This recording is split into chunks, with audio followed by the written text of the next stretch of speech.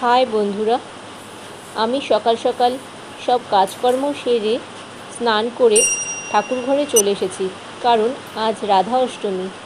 রাধা অষ্টমীর জন্য আমি কিছু ভোগ রান্না করে দেবো, তার প্রস্তুতি আমি শুরু করে দিলাম। সকাল সকাল একবার ঘর মোছাই হয়ে গেছিলো, তবুও পুজোর কাজ করব তো, তাই আরেকবার ঘরটা মুছে নিলাম। তারপর আমি সব সবজিগুলো একে একে কেটে তারপর সেগুলোকে রান্না করব। তোমরা দেখতে থাকো। বাইরে ভীষণ পরিমাণে বৃষ্টি হচ্ছে, আর তোমরা জানিও কার কার বাড়িতে রাধা অষ্টমীর পুজো করছো।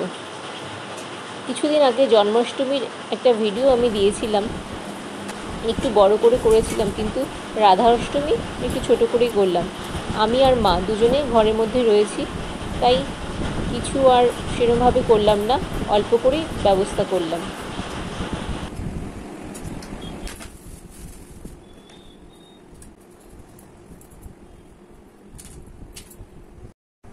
আমার সব সবজিগুলো এখানে কাটা হয়ে গেছে, গাঠি কচুও কাটা হয়ে গেছে। এবার গাঠি কচুকে হালকা সেদ্ধ করে তারপর এটাকে রান্না করব। প্রথমে আমি সিমুই পায়েস রেডি করলাম, তারপর একে একে সবজিগুলো ভেজে নিলাম। এখানে হচ্ছে গাঠি কচু টক দই দিয়ে। রাধারানীর একটা প্রিয় খাবার হচ্ছে গাঠি কচু টক দই দিয়ে। আমার মা ময়দা মাখতে শুরু করে দিয়েছে। তারপরে চলো পুজো করতে শুরু করলাম।